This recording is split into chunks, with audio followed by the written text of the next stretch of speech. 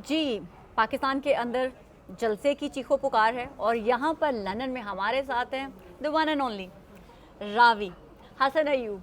हमने सोचा कि आज ये हमें मिले हैं तो आज इनसे बहुत सारी चटपटी बातें करते हैं, बहुत सारे सवालात भी करते हैं। अस्सलाम वालेकुम। वालेकुम सलाम। आप मुझे सबसे पहले आपका सवाल का जवाब दें कि क्या रावी वाकई चैन की बांसुरी बजा रहे हैं? अल्हम्दुलिल्लाह, मतलब रावी पहले मैं कई दफ़ा क्लियर कर चुका हूँ, मैं खुद रावी अपने आप को रावी कहता हूँ। तो वो लोग इस चीज़ को इस्टेब्लिशमेंट के साथ जो है वो लिंक करते हैं। अच्छा, इस्टेब्लिशमेंट के साथ लिंक करते हैं तो मुझे थोड़ी सी जेलसी भी होती है कि यार देखिए इतने सियाने अगर वो होते तो फिर क्या बात थी, चीज़ें इतनी लूज ना हो नहीं चल रही होती। लेकिन बाहर चले ये है कि रावी मैं ही हूँ, बिल्कुल चैन ही चैन है, अल्लाह का शुक्र है। देखिए आज देखिए चीफ जस्टिस काजी फाइज ईसा ने एक ख़त जो है वो लिखा है और उस पर 9 सवालात उठा दिए। वो 9 क्वेश्चंस जो हैं वो बड़े बुनियादी सवालात हैं। वो बुनियादी सवालात क्या हैं कि जो वजाहती ऑर्डर जारी किया सुप्रीम कोर्ट के 8 मोअज़्ज़ज़ जजेस ने, उसके लिए उस जो एप्लीकेशन थी इलेक्शन कमीशन की या जो एप्लीकेशन थी तहरीक इंसाफ की, इन एप्लीकेशंस को प्रैक्टिस एंड प्रोसीजर कमेटी के सामने क्यों नहीं रखा गया? पहला फंडामेंटल क्वेश्चन, सादा सवालात हैं। दूसरा क्वेश्चन उन्होंने ये किया कि जी आप ये बताएं कि ये कौन सी कमरा अदालत में या कौन सी चैम्बर में इन दरखास्तों की समाअत हुई। तीसरा, रजिस्ट्रार ऑफिस ने अटर्नी जनरल या दीगर जो फरीकैन थे उनको नोटिस क्यों नहीं जारी किया। चौथी बात यह है कि इसका जो ऑर्डर था उसकी कॉज लिस्ट जो है वो क्यों नहीं जारी हुई। अब ये चंद सवालात जो वो पूछ रहे हैं और उन्होंने कहा जी कि ये फिर अपलोड किस तरह कर दी सुप्रीम कोर्ट की जो वेबसाइट के ऊपर, इस तरह की बुनियादी बातें उन्होंने पूछी हैं। तो ये बुनियादी बातें वैसे तो सवालात हैं, लेकिन ये चार्जशीट है उन मुअज़्ज़ज़ 8 जजेस के ख़िलाफ़ जिन्होंने वो वज़ाती ऑर्डर दिया। जो शॉर्ट फॉर्म में मैं एक सवाल पूछूंगी, काजी फाइज ईसा रह रहे हैं, जा रहे हैं, क्या आईनी अदालत के वो बन रहे हैं चीफ जस्टिस? बन तो नहीं रहे, लेकिन बनना चाहिए। बन नहीं रहे। प्लान है? प्लान नहीं है जी। चीफ जस्टिस काजी फाइज ईसा जो हैं वो मेरे ख्याल से उनको रुकना चाहिए, क्योंकि जिस किस्म का इस वक्त माहौल है, उस माहौल के अंदर जिस किस्म का जुडिशल एक्टिविज़म इस मुल्क में चल रहा है। देखिए एक पहले बात करते हैं कि जुडिशल मार्शल लॉ है, मैं इसको कहूँगा ये जुडिशल टेररिज्म है। और ये टेररिज्म जो है it's on it's full swing. वो इस वजह से कि यहाँ पर आप देख लें कि ऐसे ऐसे फैसले हमारी मुअज़्ज़ज़ जजेस दे रहे हैं जिन फैसलों को देने का इख्तियार इस अदालत के पास है ही नहीं। सुप्रीम कोर्ट ऑफ पाकिस्तान एक कॉन्स्टिट्यूशनल कोर्ट है जो अपनी ताकत आईने पाकिस्तान से लेती है। जब आईने पाकिस्तान के अंदर तरमीम करने का इख्तियार सुप्रीम कोर्ट के पास नहीं है तो वो तशरीह के नाम पर किस तरीके से तरमीम कर रहे हैं। सुप्रीम कोर्ट का 187 का इस्तेमाल करते हैं ना, आर्टिकल 187 इस्तेमाल किया जी। 187 वहाँ जुरिसडिक्शन इन्वोक कर सकती है सुप्रीम कोर्ट ऑफ पाकिस्तान जहाँ पर कानून तक अवेलेबल ना हो।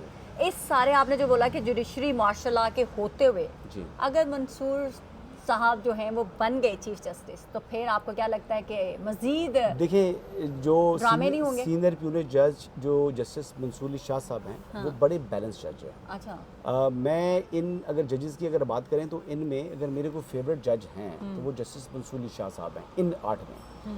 और उनके जितने भी फैसले माजी के हैं, उनके रिमार्क्स से लेकर फैसलों तक, सफीना आप यकीन करें कि वो बड़े बैलेंस्ड और बड़े according to law and constitution है।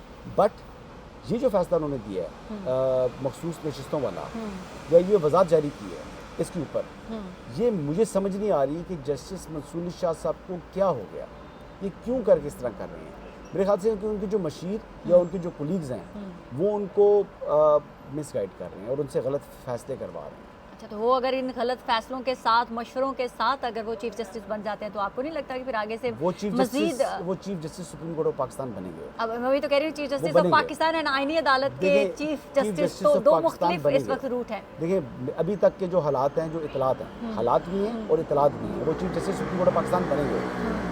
लेकिन क्या कॉन्स्टिट्यूशनल कोर्ट अगर बन जाती है, जो कि बन जाएगी, जो कि चार्टर ऑफ डेमोक्रेसी के अंदर सिग्नेटरी है पाकिस्तान पीपल्स पार्टी, मुस्लिम लीग नवाज और JUIF और पाकिस्तान तहरीक इंसाफ, ये तमाम जमातें COD की सिग्नेटरी हैं और COD के ऊपर में ही उन्होंने कॉन्स्टिट्यूशनल कोर्ट को फॉर्म करने के हवाले से मुआहदे के ऊपर दस्तखत किए हैं। तो इसका मतलब वो खबर सच है कि अगर कोई आईनी अदालत बनती है तो उसको लीड जो है काजी साहब करेंगे?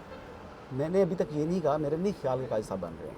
नहीं, वो तो सुप्रीम कोर्ट के चीफ जस्टिस तो वो बन गए, मंसूर शाह साहब बन हाँ, वो तो वो बन जाएंगे। और चीफ जस्टिस काजी फाइज ईसा के हवाले से मैं कह रहा हूँ कि अभी 50-50 शुबहात है। ज़्यादा हैं, Okay. 50-50 नहीं, शुबहात ज़्यादा हैं। Okay. क्या मेरी ख्वाहिश है कि उनको बनना चाहिए। हुकूमत को अपने जो है वो इस मौक़िफ़ के ऊपर डटना चाहिए। क्या हुकूमत डटेगी? मुझे हुकूमत से कोई उम्मीद नहीं है। ओके, हुकूमत के हालात जो हैं वो बड़े पतले नज़र आ रहे हैं। अभी हमारे सागडार साहब के मतलब एक खबर आ रही है कि शायद वो उनको एक जो वजारत है वो छोड़नी पड़े। इसके बारे में आपके पास क्या खबर है? देखिए, डार साहब की जो वजारत ख़ारजा है वो उनका एरिया ऑफ एक्सपर्टी तो है नहीं। डार साहब जो हैं वो फाइनेंस के आदमी हैं। डार साहब लेकिन एक सीजन और सीनियर पॉलिटिशियन है। डार साहब जो है एक टेक्नोक्रेट हैं और डार साहब ने बड़े नशीबो फराज देखे हुए हैं। उनको एडमिनिस्ट्रेशन आती है, उनको किसी भी वजारत में वो हो तो वो अच्छी एडमिनिस्ट्रेशन कर सकते हैं। और वज़ीर का काम जो होता है वो एडमिनिस्ट्रेशन का है। उसने चाहे आपको एविएशन का नहीं पता, जैसे सरदार मेहताब खान साहब को लगा दिया था नवाज शरीफ साहब ने, तो वो सरदार मेहताब साहब जो एविएशन मिनिस्टर लगे थे तो लोग कहते थे जी कि वो क्यों लगा दिया, ये क़यामत की निशानी है। लेकिन वो फिर उन्होंने साबित किया कि वो बड़े अच्छे वज़ीर साबित हुए। फिर इमरान खान साहब ने भी उनको रिप्लिकेट किया, उन्होंने गुलाम सरवर खान साहब को लगा दिया। हाँ, फिर उन्होंने रिप्लिकेट तो किया, लेकिन वो उनके जो रिप्लिका था वो बड़ी पुअर क्वालिटी थी। उसने पाकिस्तान की जो इंटरनेशनल एयरलाइन है, जो नेशनल फ्लैग कैरियर था, उसको यूरोप अमेरिका में जो है वो ग्राउंड कर दिया। अब ये सिचुएशन है जी, अब मैं इस पर क्या बात करूँ। इसहाक डार के हाथ से अगर वज़ारत ख़ारजा स्लिप होती है तो क्या बिलावल भुट्टो ज़रदारी के हाथ में जाएगी? पीपल्स पार्टी कैबिनेट में नहीं आ रही, तो फिर ये वज़ारत किसके पास जाएगी? वज़ारत कहीं जा तो नहीं रही। अगर आप कह रही हैं जा रही है, खबरें हैं, नहीं वैसे ऐसी बात नहीं। अच्छा, आपके पास ऐसी कोई खबर नहीं है? ऐसी खबर है नहीं। अच्छा, आपके पास ऐसी खबर है? ये क्या सराई है? क्या सराई है? ये कहते हैं कि उड़ती उड़ती अफवाह है। चलें, अफवाह भी नहीं है, उड़ती उड़ती अफवाह है। चलें, कोई बात नहीं, देखते हैं वो उड़ती उड़ती किस बुनेर पे जाके बैठती है। नहीं, देखिए, कुछ ना कुछ चीज़ें चल रही होती हैं बैकग्राउंड के अंदर। हुकूमत आपको कंफर्टेबल लग रही है?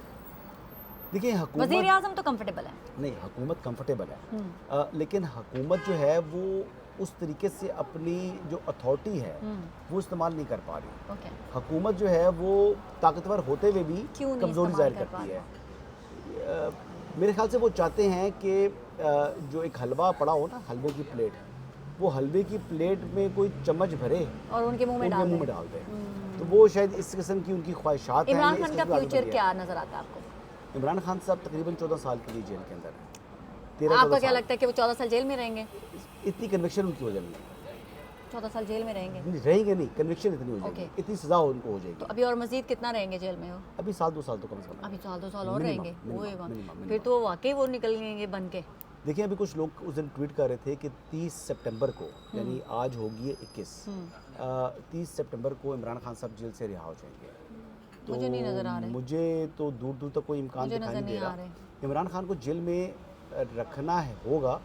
उसकी वजह यह है कि अगर वो बाहर आ जाते हैं तो उन्होंने बहुत ख़राबी कर देनी है। ये कुछ एक जो है ना माइंडसेट जो है वो ये सोचता है। लेकिन अगर इमरान खान को बाहर निकाल दिया जाए, उनको खुला छोड़ दिया जाए, तो वो फिर मेरे ख्याल से 6 महीने में या 3 महीने में गुब्बारे से हवा भी निकल जाती होती है। देखिए, इमरान खान साहब सियासत जो है, सियासत में एक हफ्ता भी बहुत लंबा टाइम होता है। इमरान खान साहब ने आज इतनी बड़ी स्टेटमेंट दी थी जेल में 2 दिन पहले कि जी डू एंड डाई और कश्तियाँ जला के निकलो।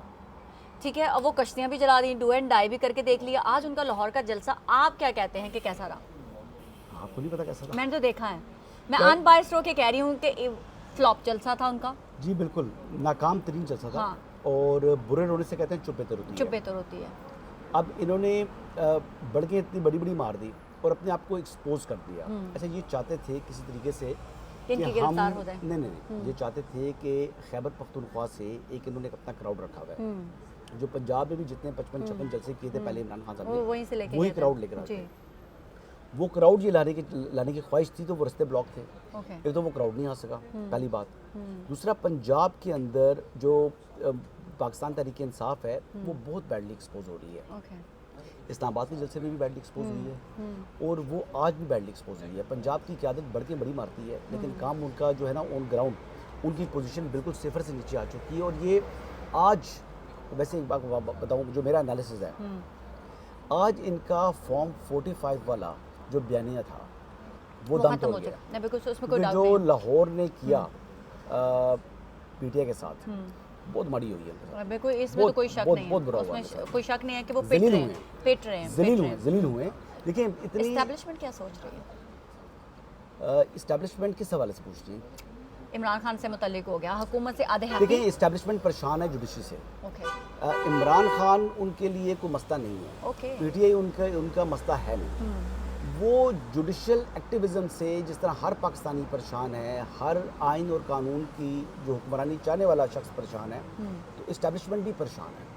इस्टेब्लिशमेंट भी देखती है कि हमारे ऊपर इल्ज़ाम भी आयद किए जाते हैं कि जी हम मुदाखलत कर रहे हैं, और मुदाखलत खुद हर काम में कर रहे हैं। देखिए इलेक्शन कमीशन में ये मुदाखलत करते हैं, पार्लियामेंट के काम में ये मुदाखलत करते हैं, यहाँ तक कि अब ऐसी चीज़ें कर रहे हैं कि जी एक जो मखसूस नशिस्तों वाले केस, दोबारा मैं उसकी एग्जांपल दूंगा, ये 185 में अपील आई थी।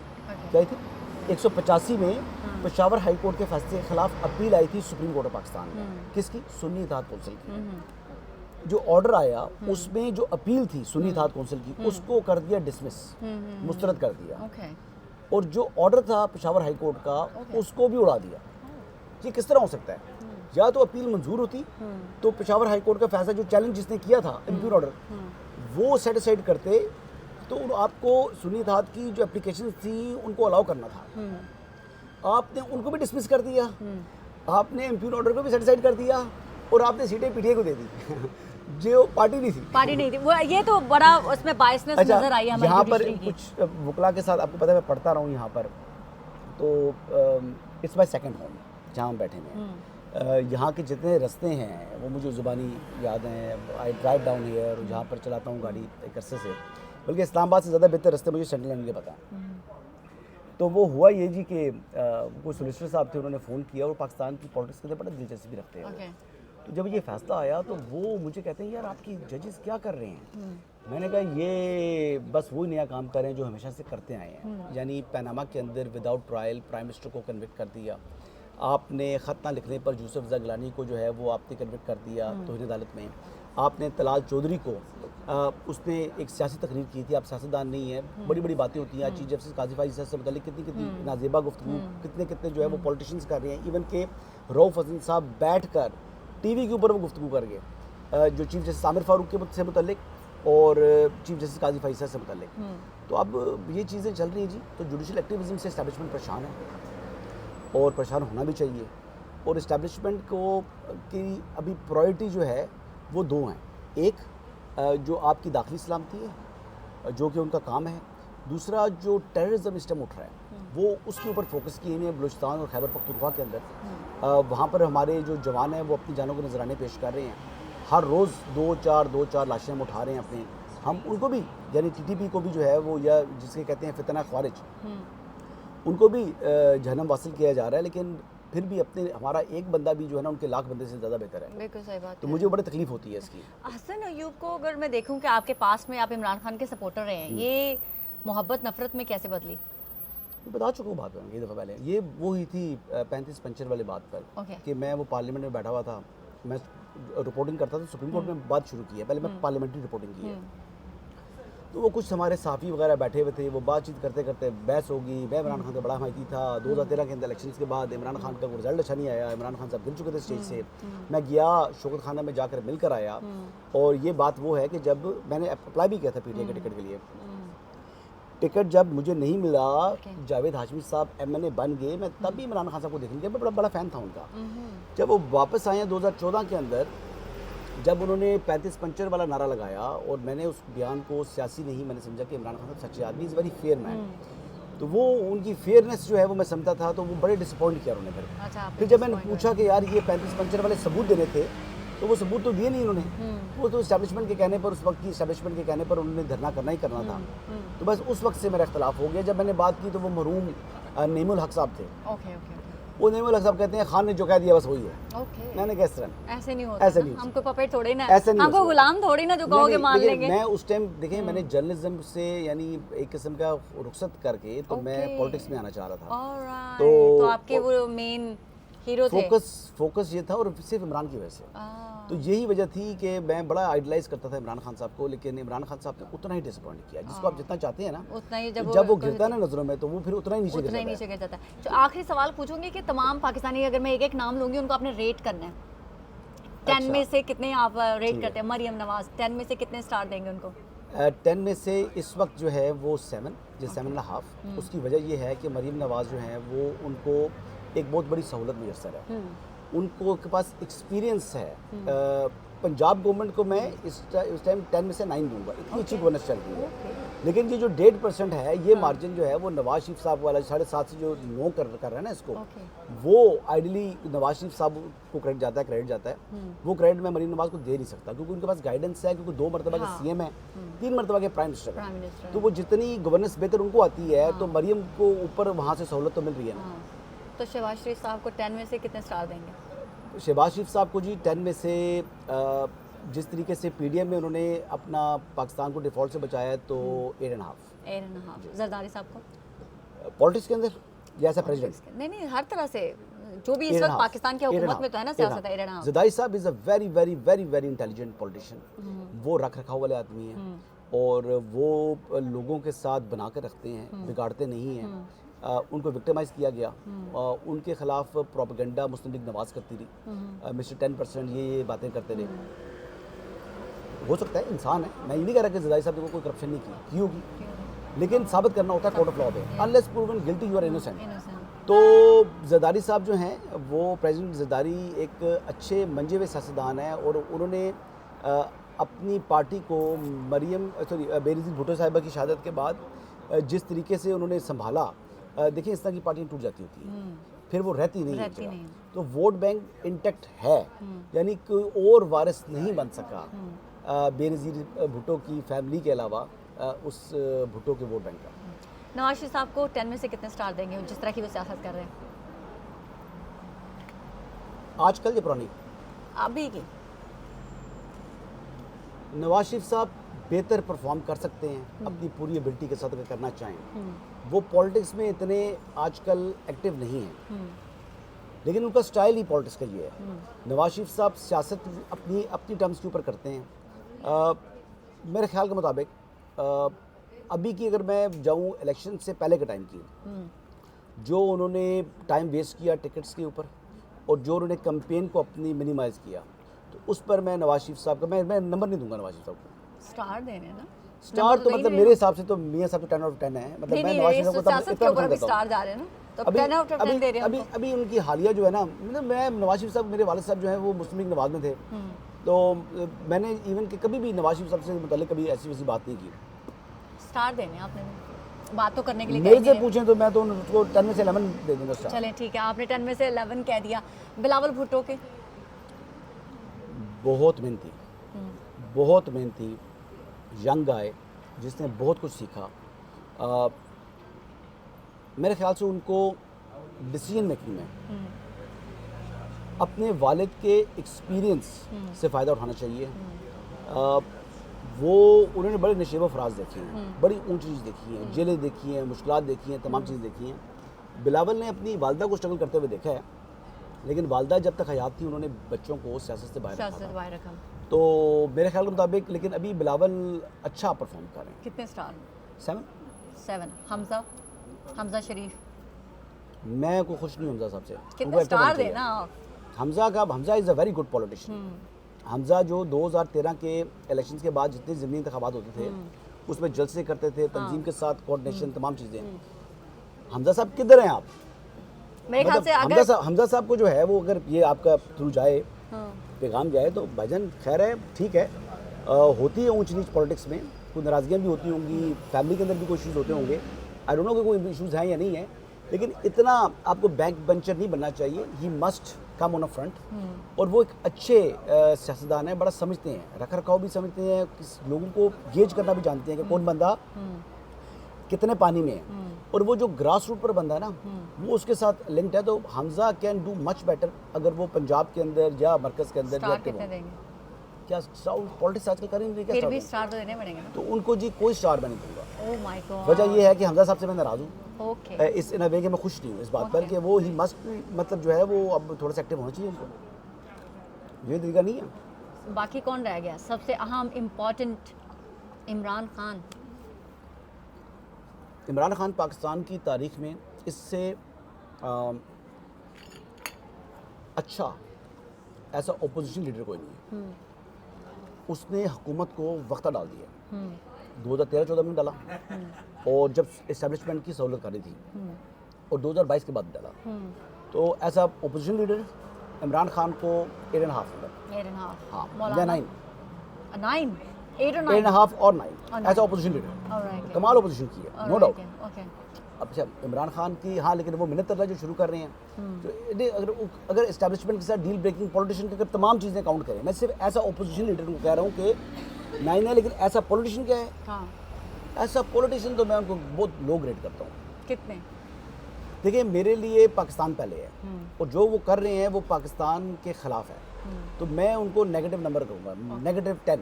-10। ठीक है, हो गया। मौलाना साहब के सवाल से पॉलिटिशियन 10 और 10 ऑफ कोर्स। देखिए मौलाना फजल रहमान क्या हैं, मैं कुछ समझाऊँ। मौलाना के पास अगर एक सीट ना हो, ना सेनेट में, ना कौमी असम्बली में, ना सूबाई असम्बली में, इसके बावजूद मौलाना पाकिस्तान की पॉलिटिक्स के रेलेवेंट तरीन करेक्टर है, प्लेयर है। मौलाना फजल रहमान जो है वो पाकिस्तान के किसी भी कोने में किसी भी दिन बहुत बड़ा जलसा कर सकते हैं। मौलाना फजल रहमान अगर वो स्ट्रीट्स पर आ जाएं तो पुलिस में कैपेसिटी नहीं है उनको रोक सके। मौलाना फजल रहमान के बारे में बड़ा ही मनफी प्रोपेगेंडे चलते रहे हैं। मौलाना साहब जो हैं अभी भी जो नाराज़गी वो कर रहे हैं और जो सबक सिखा रहे हैं पीपल्स पार्टी को और मुस्लिम लीग नवाज को, तो ये सबक सिखाना जो है ना वो अच्छा होता है। कभी कभी जब आप सबक नहीं सिखाते तो फिर लोग आपको बड़ा लाइट लेते हैं। तो मौलाना साहब जो हैं वो बिल्कुल उधार रखते नहीं हैं, उधार वो चुकाते हैं और वो ठीक करके चुकाते हैं। तो वो उन्होंने उधार जो है चुका दिया है। तो मेरे ख्याल से इसके बाद आईनी तरमीम में वो आ जाएंगे। अच्छा, सिग्नेटरी है, आना पड़ेगा, आना मतलब कोई मजबूरी नहीं है, कंपल्शन नहीं है, पाकिस्तान का मुफाद मेरे ख्याल से वो मुकदम रखेंगे तो मौलाना साहब आ जाएंगे। हसन अयूब को पाकिस्तान की सहाफ़त में बीइंग अ सहाफ़ी कौन ऐसा शख्स है जो एडमायर करता है? एडमायर करता है बहुत से लोग हैं, एक तो नहीं। चलिए 2-3 ले दें। 2-3 ले लूँ? मुझे आप पूरी लाइन ना लगा दीजिएगा। अब देखिए बड़े देसी आदमी हैं, सलीम साफ़ी साहब बड़े पसंद हैं। अब इसके अलावा अगर आप बात करें तो तलत हुसैन साहब ने बड़ा अच्छा काम किया है। अब वसीम बदामी इज़ वेरी गुड, बड़ा मल्टी टैलेंटेड है, सहाफ़ी भी है और प्लस क्रिकेट के ऊपर भी है। वो आप देख लें, उनकी शोज़ देख लें। फिर जो उनका यानी there is no second Waseem Badami. Replacement हो सकती है सलीम साफ़ी साहब की, हसन अयूब की, काशिफ अब्बासी साहब की, यानी कामरान शाहिद की, हर एक की रिप्लेसमेंट है। तलत हुसैन साहब की भी रिप्लेसमेंट है, बदामी की रिप्लेसमेंट कोई नहीं है। अच्छा, लगता है बदामी जो है वसीम बदामी आप काफ़ी करीब हैं हसन अयूब के दिल के। नहीं, जिस तरह से उनको अनरिप्लेसेबल आपने बता दिया कि उनको कोई रिप्लेस ही नहीं कर सकता। ऐसा जर्नलिस्ट क्या मैं कहूँ कि वो तलत साहब से ऊपर है? नहीं, तलत साहब उस्तादों के उस्ताद हैं। तो ऐसे पर्सनालिटी आप बात करें, ऐसा टैलेंटेड पर्सन, ऐसा टैलेंट, ऐसा यानी हैंडीमैन जो हर काम कर ले। हर फन मौला स्क्रीन के ऊपर हर काम कर लेते हैं। तो आप देखिए ना हमारे जाते हैं वो बेसिकली रमज़ान का भी कर लेते हैं। वो आप देख लें कि क्रिकेट के ऊपर बड़ी सी कमेंट्री करते हैं, पॉलिटिक्स के ऊपर भी बड़ा। तो is a hard working man. देखिए इनके पास जो वसीम बदामी के पास एक्सपीरियंस है और जितनी उसने मेहनत की है तो उसने अपना मकाम खुद बनाया, मेहनत करके बनाया। कोई एक मैसेज आप अपने हेटर्स को देना चाहते हैं और अपने एक चाहने वालों को देना चाहते हैं? क्या मैसेज दूँ हेटर्स को? देखें मैं इतना थिक स्किन हो चुका हूँ कि मुझे हेटर्स की जो ट्रोलिंग है उसके तो मुझे 0.1% भी कोई परवाह नहीं होती। I don't really care seriously. दूसरा ये मुझे कभी लिफाफा कहते हैं, कभी क्या कहते हैं, वो तो सबको कहते हैं, मुझे भी कहते हैं। मैं जो कपड़े पहनती हूँ कहते हैं ये भी लिफाफे से आए हैं। तो चलें ये मेरा और अल्लाह का मामला है। अगर मैंने 1 रुपया भी कभी इस तरह हराम का लिया हो किसी से लिफाफे के तौर पर, तो अल्लाह ताला मुझे मरते हुए ईमान न दे और मुझे जो है दुनिया में निशानी इबरत बनाए। मैं रह गया था एक बंदा, मैं बात करना चाह रहा था उसके बारे में, बात इधर आ गई हेटर्स के बारे में, उनके बारे में। मैं अपने एक भाई का जिक्र करना चाह रहा हूँ, he is no more in this world, Arshad Sharif. Oh Arshad Sharif, yes. So he was a very हमेशा से सारी ज़िंदगी मेरी और अरशद शरीफ का नज़रियाती इख्तिलाफ रहा। हमेशा जब वो पीटीआई के साथ थे तो मैं पीटीआई के साथ था तो अरशद साहब पीटीआई के मुखालिफ थे। ओके। अच्छा, जब आप मुखालिफ हुए वो साथ हो गए, और जब मैं मुखालिफ हुआ तो वो साथ हो गए। और इवन के ये वोट ऑफ नो कॉन्फिडेंस के टाइम पर भी हमारी आपस में बड़ी बड़ी बहस होती थी, रोज़ ही तकरीबन बहस और लड़ाई होती थी, आर्गुमेंट्स होते थे। बड़ा ही दिल का खुला इंसान, बड़ा ही मेहमान नवाज और दोस्तों का दोस्त, बड़ा कीमती आदमी था। मैं मरहूम अरशद शरीफ के बारे में एक बात करना चाहती हूँ। जब मैं सोशल मीडिया पे बहुत ज़्यादा एक्टिव थी, मेरी उनसे कभी इंटरेक्शन नहीं हुआ था, पर उनका एक अंदाज़ था जो मुझे बड़ा पसंद था।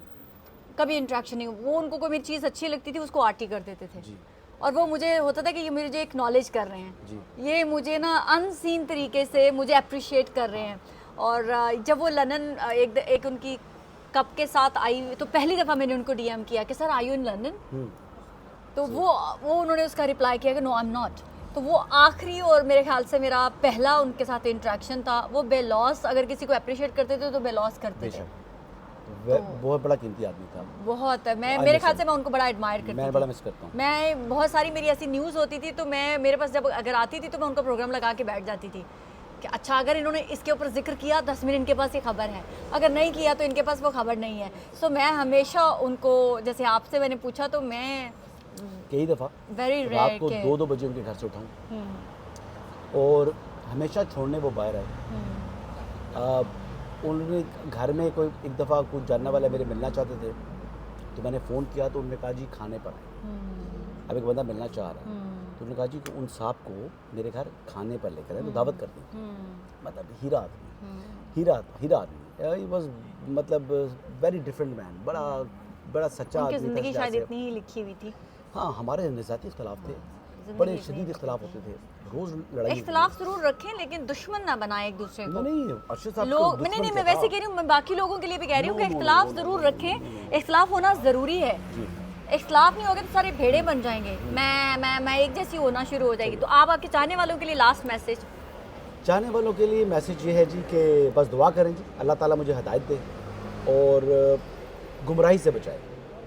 तो रावी हम कह सकते हैं कि रावी चैन की बांसुरी बजा रहे हैं। रावी आज एक लिहाज से बेचैन है क्योंकि मैं कोशिश करता हूँ कि जो शॉपिंग की लिस्ट आती है पाकिस्तान से मिसेस की तरफ से, वो जब मैं उसको छोटा करता हूँ तो वो फिर लंबी हो जाती है। तो वो बड़ा मसला हो गया। तो छोटी ना करें, वो बल्कि कंप्लीट करें दोबारा लिस्ट में, वो छोटी की छोटी रहेगी। मैं तो मेरे ख्याल से यहाँ पर जो है वो उनकी शॉपिंग के लिए आया हूँ। मैं तो हॉलीडे के लिए आया था, लेकिन वो मेरी मिसेज जो है पीछे, फिर बेटी, फिर वो पीछे से फरमाइशें आने, बच्चों की आना शुरू करती हैं। ठीक है जी, उन्हीं के लिए है। नहीं, thank you so much. Hasan Ayub को हम लोगों ने वैसे मोस्टली एक दूसरे को, मैंने तो बड़ा आप लोगों को, आपको स्पेशली बड़ा मैंने हमेशा ट्रोल करने की कोशिश की, but I hope you don't mind, right. But आपसे मिलकर बड़ा अच्छा लगा। सच में देखें, हमारे इख्तिलाफात सोशल मीडिया में किसी भी बात पे कोई भी पॉइंट ऑफ व्यू रख सकते हैं आप, लेकिन उसके जब पर्सनली मिल के एक दूसरे को नफरत में नहीं बदलना चाहिए। तो मैंने आपको देखा तो मैंने कहा ओके, क्यों नहीं, आप हैं पाकिस्तानी, ये क्या क्योंकि एक दूसरे को डिसरिस्पेक्ट किया जाए और मिलाइन करने की कोशिश की जाए। हीट ऑफ द मोमेंट हो जाती होती है बहुत सारी चीज़ें, तो उसको उधर ही छोड़ के आगे बढ़ना चाहिए। उधर ही मैं भी उधर ही लोग के छोड़ के आगे बढ़ जाना चाहिए। Thank you so much for your time. Thank you so much. Thank you.